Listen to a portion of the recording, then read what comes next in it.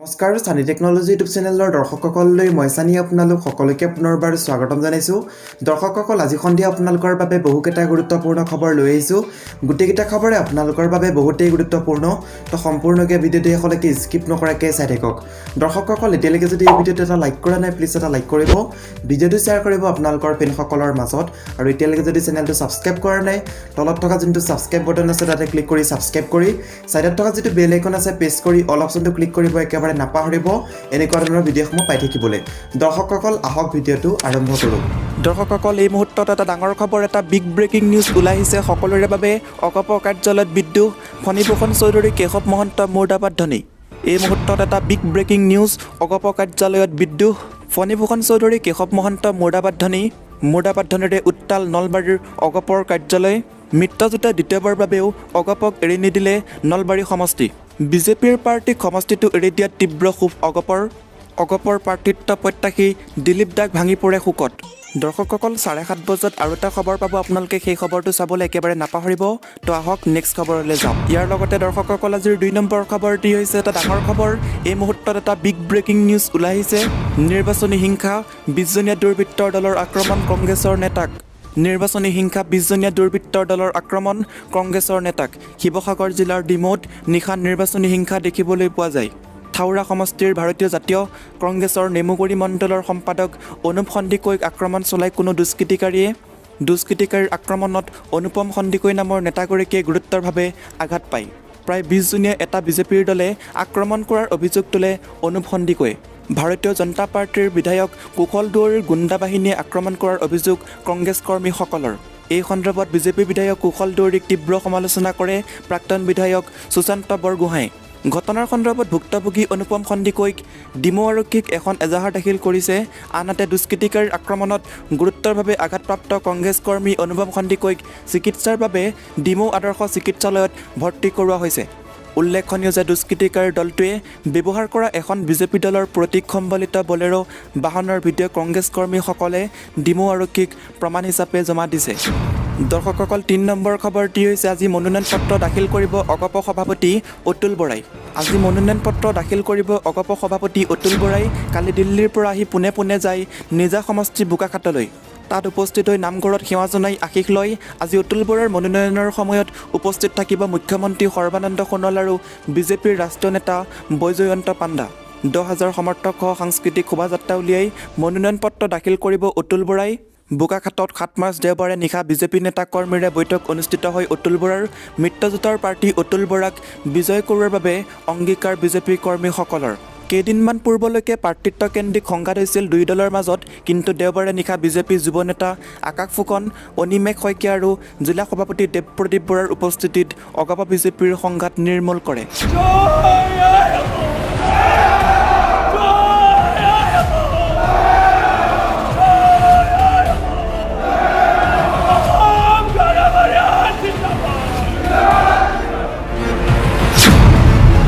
আপোনালোকে নিশ্চয় দেখিছে এইগৰাকী মানুহে হুক হুকাই কান্দিছে।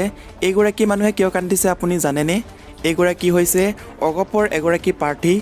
টিকট নাপাই চকুৰে নিগৰি আহিল চকু পানী, আৰু লগতে হুক হুকাই কান্দিছে অগপৰ এইগৰাকী প্ৰাৰ্থীয়ে। মই আপোনালোকক প্ৰতিশ্ৰুতি দিছোঁ, আৰু আমাৰ দলে নলবাৰী বিধান পৰিষদৰ দলে যি ধৰণৰ দিহা পৰামৰ্শ দিয়ে, যি ধৰণৰ ব্যৱস্থা গ্ৰহণ কৰে, যি ধৰণে প্ৰস্তাৱ গ্ৰহণ কৰে, এই সকলো প্ৰস্তাৱ মই মানি ল'বলৈ মই একান্ত বাধ্য। মাত্ৰ মোৰ আৰু এষাৰ কথা ক'বলৈ আছে।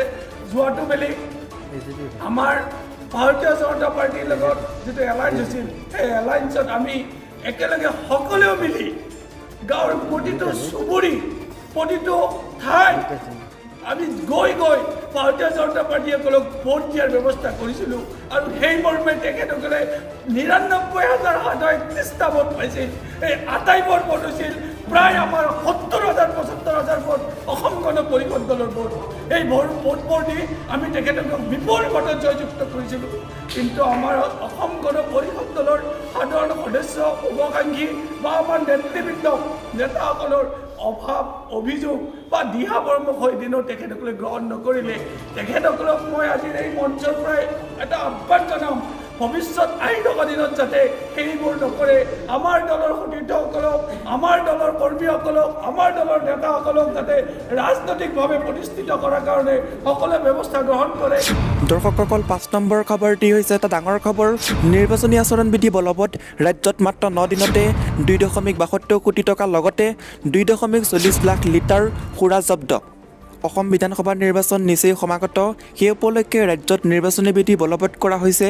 ২৬ ফেব্ৰুৱাৰী নিৰ্বাচনৰ দিন ঘোষণা হোৱাৰ পিছতে ৰাজ্যত নিৰ্বাচনী আচৰণবিধিও বলবৎ কৰা হৈছিল। বিধি বলবৎ হোৱাৰে পৰা অসম আৰক্ষীৰ লগতে ফ্লাইং স্কোৱাড, স্থিৰ নিৰীক্ষণকাৰী দল আৰু আবকাৰী বিভাগে ৰাজ্যত ব্যাপক তালাচী অভিযান চলাইছিল। সেই অভিযানতে কালিৰ সময়লৈ মাত্ৰ ৯টা দিনৰ ভিতৰতে ২.৭২ কোটি টকা জব্দ কৰাৰ লগতে ২,৪০,০০০ লিটাৰ সুৰা জব্দ কৰিবলৈও সক্ষম হয়। উল্লেখ্য যে এই নিৰ্বাচনী আচৰণবিধি বলবৎ কৰাৰ মূলতে হৈছে কলাধনৰ ব্যৱহাৰ ৰোধ, সুৰাৰ অবৈধ ব্যৱহাৰ, লগতে অন্যান্য মূল্যৱান সামগ্ৰীৰ সৰবৰাহ ৰোধ কৰা। সেয়ে নিৰ্বাচনৰ দিন ঘোষণা হোৱাৰ পৰা ৬ মাৰ্চ তাৰিখৰ পৰা পুৱা ৯ বজালৈ ৰাজ্যত ভিন্ন ঠাইৰ পৰা বহু কোটি টকাৰ সামগ্ৰীৰ লগতে নগদ ধন আৰু নিচাজাতীয় সামগ্ৰীও জব্দ কৰা হৈছে। আনহাতে ৰাজ্যৰ ভিতৰতে নগাঁও জিলাৰ পৰা সৰ্বাধিক ৫টা নিৰ্বাচনী আচৰণবিধি উলংঘা কৰাৰ অভিযোগ পোৱা গৈছে। লগতে ৰাজ্যত মুঠ ২৩টা আচৰণবিধি উলংঘা কৰাৰ অভিযোগ তুলিছে। ৬ নম্বৰ খবৰটি হৈছে প্ৰাৰ্থিত্বক লৈ খোৱা কামোৰা, AIUDFত আত্মজাহৰ সিদ্ধান্ত। ৰাজ্যত নিৰ্বাচনী বতাহ তুংগত। ৰাজ্যত অনুষ্ঠিত হ'বলগীয়া বিধানসভা নিৰ্বাচন যিমানেই চমু চাপিছে সিমানেই প্ৰতিটো ৰাজনৈতিক দলৰ মজিয়াত প্ৰাৰ্থিত্বকেন্দ্ৰিক জুই দাও দাওকৈ জ্বলিছে। ২৭ নং বিলাসীপাৰাত পূব সমষ্টিত ইফালে কংগ্ৰেছৰ লংকাকাণ্ড, আনফালে AIUDFত আত্মজাহৰ সিদ্ধান্ত। তৃতীয় পৰ্যায়ত অনুষ্ঠিত হ'বলগীয়া উক্ত সমষ্টিত প্ৰাৰ্থিত্ব কেন্দ্ৰ কৰি বিশেষকৈ কংগ্ৰেছ আৰু AIUDFত জ্বলিছে ব্যাপক ক্ষোভৰ জুই জ্বলিছে। উক্ত সমষ্টিটোত মহাজোঁটৰ পৰা AIUDFক এৰি দিয়াত AIUDF কৰ্মীক ব্যাপক উৎসাহিত কৰিছে যদিও পুৰণা কৰ্মীক বঞ্চিত কৰাৰ যুঁজা চলোৱাৰ বাতৰিক লৈ শূন্য হৈছে একাংশ কৰ্মী। ফলত দলৰ এনে সিদ্ধান্তত প্ৰাক্তন কৰ্মীসকলে সমূহীয়া দলত্যাগৰ হুংকাৰ প্ৰদান কৰিছে। দেওবাৰে শতাধিক AIUDFৰ পুৰুষ মহিলাই ধিৰঘাটস্থিত ১৭ নং ৰাষ্ট্ৰীয় ঘাইপথৰ কাষত থিয় হৈ বদৰুদ্দিন আজমল জিন্দাবাদ, হাফিজ বছিৰ আহমেদ কাছেমী জিন্দাবাদ, যুৱ নেতা ৰফিকুল হক জিন্দাবাদ, ৰফিকুল হকক দলীয় প্ৰাৰ্থিত্ব প্ৰদান কৰক আদি শ্লোগানেৰে ধিৰঘাটৰ আকাশ বতাহ কঁপাই তোলে। আৰু এই মুহূৰ্তত আমাৰ হাতত আহি পৰিছে এটা বিগ ব্ৰেকিং নিউজ। বিজেপিয়ে দিলে হিমন্ত বিশ্ব শৰ্মা মুৰ্দাবাদ ধ্বনি। লাহৰীঘাটৰ বিভিন্ন স্থানত বিজেপি মুৰ্দাবাদ ধ্বনি। সভাপতি ৰঞ্জিত দাসৰ পুত্তলিকা দাহ। বিজেপি কাদিৰুজ্জামান জিন্নাক টিকট দিয়াৰ পিছতে উত্তাল প্ৰতিবাদ। শীৰ্ষ বিজেপি নেতাৰ পুত্তলিকা জ্বলাই প্ৰতিবাদ। বিজেপিৰ পৰা টিকট লাভ কৰা জিন্নাক সমষ্টিত প্ৰৱেশ নকৰিবলৈ সকিয়নি। এই মুহূৰ্তত আমি আপোনালোকক ইয়াৰ প্ৰতিবেদন দেখাই আছোঁ, আপোনালোকে স্ক্ৰীণত নিশ্চয় দেখিব পাৰিছে।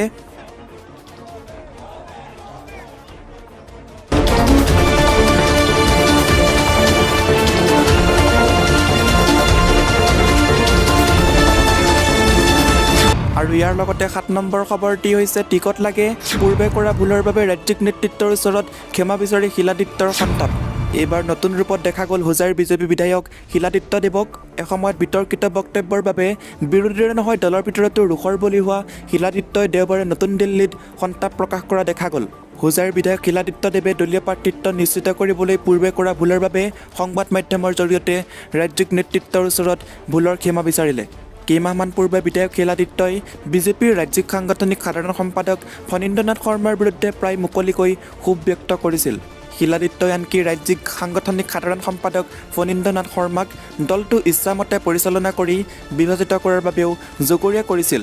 কিন্তু বৰ্তমান টিকটৰ বতৰ, নিৰ্বাচনী ৰণৰ বাবে সকলো প্ৰস্তুতি তুংগত উঠাৰ সময়তে শিলাদিত্যই উপলব্ধি কৰিলে যে তেওঁ কৰা পূৰ্বৰ ভুলৰ বাবেই এতিয়া তেওঁৰ পাশিকতা যোৱাটো প্ৰায় নিশ্চিত হ'বলৈ গৈছে।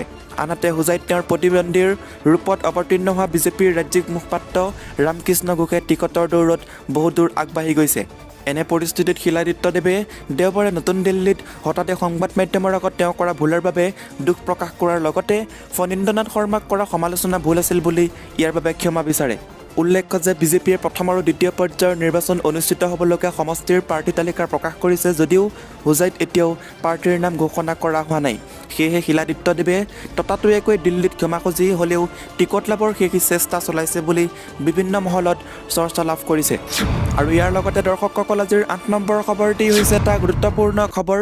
GMCHত মনোনয়ন পত্ৰ দাখিল কৰিব ৰাইজৰ দলৰ সভাপতি অখিল গগৈ।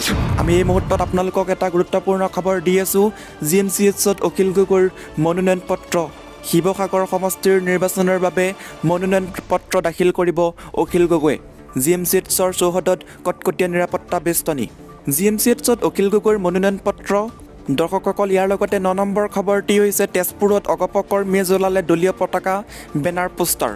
তেজপুৰ অগপ কাৰ্যালয় আজি দলৰ কৰ্মীসকলে কেন্দ্ৰীয় নেতৃত্বৰ বিৰুদ্ধে দিলে মুৰ্দাবাদ ধ্বনি। 1985ৰে পৰা বুকুত সাৱটি ধৰি থকা অগপৰ পতাকা পোষ্টাৰ অৱশেষত জাপি দিলে জুইত।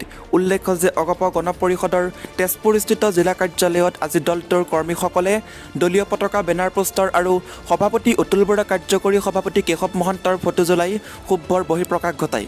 5বাৰকৈ তেজপুৰৰ পৰা নিৰ্বাচনত বিজয়ী হোৱা দলটোৰ অন্যতম প্ৰতিষ্ঠাপক তথা প্ৰাক্তন সভাপতিজনক এইবাৰ দলীয় প্ৰাৰ্থিত্বৰ পৰা বঞ্চিত কৰাৰ ক্ষোভতে অগপ কৰ্মীসকলে এই কাৰ্য সংঘটিত কৰে।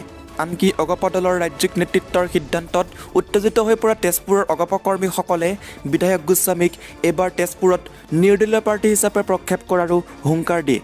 আজি দিনৰ প্ৰায় 3 বজাত তেজপুৰৰ অগপ কাৰ্যালয়ত গোট খোৱা অগপ কৰ্মীসকলে বিধায়ক গোস্বামীয়ে প্ৰাৰ্থিত্ব লাভ নকৰে বুলি নিশ্চিত হোৱাৰ পাছতে উত্তেজিত হৈ পৰে আৰু অতুল বৰা মুৰ্দাবাদ, অতুল বৰা হাই হাই, বৃন্দাবন গোস্বামী জিন্দাবাদ আদি ধ্বনি দিয়ে। কাৰ্যালয়ৰ সন্মুখত দলটোৰ নথিপত্ৰ, পতাকা, বেনাৰ, পোষ্টাৰ আদি ফালি অগ্নিসংযোগ কৰে অগপৰ সূব্য কৰ্মীসকলে। আনকি অতুল বৰাহঁতৰ দৰে নেতাৰ বাবেই আমবাৰীৰ অগপ কাৰ্যালয়টো বিবাহ ভৱনত পৰিণত হোৱাৰ ভৱিষ্যতবাণীও বাস্তৱ হ'ব বুলি কয়। দলটোত গভীৰ ষড়যন্ত্ৰৰ বলি হোৱা অগপৰ প্ৰবীণ নেতাজনক নাগৰিকত্ব সংশোধনী আইনৰ বিৰোধিতা কৰাৰ বাবেও অতুল বৰাই দলীয় প্ৰাৰ্থিত্ব নিদিয়া বুলি অভিযোগ কৰি তেজপুৰত গোস্বামীৰ বাহিৰে আন কোনো প্ৰাৰ্থী মানি লোৱা নহয় বুলি মন্তব্য কৰে ক্ষোভত ফাটি যোৱা পৰা অগপ কৰ্মীসকলে। 10 নম্বৰ খবৰটি হৈছে আজাৰাত ৰাষ্ট্ৰীয় ঘাইপথ অৱৰোধেৰে বিজেপি কৰ্মীৰ প্ৰতিবাদ। পশ্চিম গুৱাহাটী সমষ্টি পুনৰ অগপক এৰি দিয়াৰ বিৰোধিতা। অগপ বিজেপি নেতৃত্বাধীন মিত্ৰজোঁটে পশ্চিম গুৱাহাটী সমষ্টিটো পুনৰ অগপক এৰি দিয়াৰ পিছত এইবাৰ প্ৰাৰ্থিত্ব কেন্দ্ৰিক সংঘাতত উত্তাল হৈ পৰিছে পশ্চিম গুৱাহাটী বিধানসভা সমষ্টি। আজাৰাত দেওবাৰে দুপৰীয়া প্ৰায় 1000 বিজেপি কাৰ্যকৰ্তাই সমষ্টিটো অগপক এৰি দিয়াৰ বিৰুদ্ধে 37 নং ৰাষ্ট্ৰীয় ঘাইপথ অৱৰোধ কৰি তীব্ৰ প্ৰতিবাদ সাব্যস্ত কৰে। অগপ বিধায়ক আৰু দলটোৰ নেতা ৰমেন্দ্ৰ নাৰায়ণ কলিতাক প্ৰাৰ্থিত্ব দিয়াৰ বিৰোধিতা কৰি দলৰ কাৰ্যকৰ্তাসকলে হাতে হাতে প্লে কাৰ্ড, বেনাৰ লৈ বিজেপি জিন্দাবাদ, ভাৰত মাতা কি জয়, আমাক বিজেপি প্ৰাৰ্থী লাগিবই, দৰকাৰ হ'লে বন্ধুত্বপূৰ্ণ প্ৰতিদ্বন্দ্বিতা কৰিম, তথাপি আমাক পদুম ফুলৰ সৈতে দলীয় প্ৰাৰ্থী দিয়ক, যেনেদৰে প্ৰথমতে আজাৰা ৰাণীগেট স্থিত ৰাণী মণ্ডল কাৰ্যালয়ৰ বাকৰি উত্তাল কৰি তোলে। তাৰ পিছত কাৰ্যকৰ্তাসকলে মণ্ডল কাৰ্যালয়ৰ সন্মুখত থকা গুৱাহাটী অভিমুখী 37 নং ৰাষ্ট্ৰীয় ঘাইপথ অৱৰোধ কৰে। ফলত পথছোৱাত যান-জঁটৰ সৃষ্টি হয়। অৱশ্যে 10 মিনিটমান পিছতেই আজাৰা থানাৰ ভাৰপ্ৰাপ্ত বিষয়া উৎপল চাংমাই এদল আৰক্ষী, CRPF বাহিনীসহ অৱৰোধস্থলীত উপস্থিত হৈ প্ৰতিবাদী বিজেপি কৰ্মীসকলক বুজনি দি পথছোৱা মুকলি কৰিবলৈ সক্ষম হয়। প্ৰতিবাদী কাৰ্যসূচীত বিজেপিৰ গুৱাহাটী জিলা কমিটিৰ সম্পাদক বলেশ্বৰ ৰংপি, লগতে সমষ্টিটোৰ 3খন মণ্ডল কমিটি, ক্ৰমে ৰাণী মণ্ডলৰ সভাপতি হৰকান্ত নাথ, লগতে পশ্চিম গুৱাহাটীৰ সভাপতি দেৱজিৎ ৰাজবংশী, দক্ষিণ গুৱাহাটীৰ উপসভাপতি ভৱেশ সৰকাৰকে ধৰি কেইবাজনো নেতা উপস্থিত হৈ সাংগঠনিক দিশত শক্তিশালী অৱস্থানত থকা পশ্চিম গুৱাহাটীত বন্ধুত্বপূৰ্ণ প্ৰতিদ্বন্দ্বিতা হ'লেও বিজেপিৰ প্ৰাৰ্থীগৰাকীক বিপুল ভোটত বিজয়ী কৰাব বুলি ঘোষণা কৰে। আনকি দলীয় নেতৃত্বই সমষ্টিটোত যদিহে বন্ধুত্বমূলকভাৱে বিজেপিৰ প্ৰাৰ্থী নিদিয়ে তেতিয়াহ'লে কৰ্মীসকলে সমূহীয়াভাৱে তীব্ৰ প্ৰতিবাদ সাব্যস্ত কৰাৰ সিদ্ধান্ত লোৱা বুলি নেতাসকলে জানিবলৈ দিয়ে। 11 নম্বৰ খবৰটি হৈছে পশ্চিমবংগত নহয় পৰিৱৰ্তন হ'ব দিল্লীত, প্ৰধানমন্ত্ৰী মোদীক কটাক্ষ মমতা বেনাৰ্জীৰ। নিৰ্বাচন আয়োগে বিধানসভা নিৰ্বাচনৰ দিন ঘোষণা কৰাৰ পিছত প্ৰথমবাৰলৈ পশ্চিমবংগৰ কলকাতাত বিশাল জনসভাত ভাষণ দি তৃণমূল কংগ্ৰেছ চৰকাৰক প্ৰধানমন্ত্ৰী মোদীয়ে সুৰদাৰ সমালোচনা কৰাৰ সময়তে মুখ্যমন্ত্ৰী মমতা বেনাৰ্জী আজি শিলিগুৰিত এক পদযাত্ৰাত অংশগ্ৰহণ কৰে। ৰন্ধন গেছৰ মূল্য বৃদ্ধিৰ বিৰুদ্ধে মমতা বেনাৰ্জীয়ে উলিয়াই এই পদযাত্ৰা। লক্ষণীয়ভাৱে ইয়াৰ পূৰ্বে পেট্ৰলৰ মূল্য বৃদ্ধিৰ প্ৰতিবাদত বৈদ্যুতিক স্কুটি চলাই মমতা বেনাৰ্জীয়ে কেন্দ্ৰীয় চৰকাৰৰ বিৰুদ্ধে প্ৰতিবাদ সাব্যস্ত কৰিছিল। আজি এই পদযাত্ৰাত অংশগ্ৰহণ কৰা মহিলাসকলক উদ্দেশ্যি মুখ্যমন্ত্ৰী মমতা বেনাৰ্জীয়ে কয় যে প্ৰধানমন্ত্ৰী মোদীয়ে পেট্ৰল ডিজেল আৰু ৰন্ধন গেছৰ মূল্য বৃদ্ধিৰ কাৰণ ৰাজ্যবাসীক সবিস্তাৰে বুজাই দিয়া উচিত। এই পদযাত্ৰাতে মোদীক কটাক্ষ কৰি মমতা বেনাৰ্জীয়ে কয় যে পশ্চিমবংগত পৰিৱৰ্তন নহয়, দিল্লীৰ শাসনত পৰিৱৰ্তন আহিব আৰু মোদীয়ে হেৰুৱাব প্ৰধানমন্ত্ৰীৰ চকী। দৰ্শকসকল, আজিৰ এই ভিডিঅ'টোৰ মাধ্যমেৰে আপোনালোকক এইকেইটা গুৰুত্বপূৰ্ণ খবৰ দিব চেষ্টা কৰিলোঁ। সন্ধিয়া 8 বজাৰ লগে লগে আৰু এটা গুৰুত্বপূৰ্ণ খবৰ পাব, সেই খবৰটো চাবলৈ একেবাৰে নাপাহৰিব। দৰ্শকসকল, আজিলৈ বাই বাই। আকৌ এটা নেক্সট ভিডিঅ'ত লগ পাম। জয় আই অসম।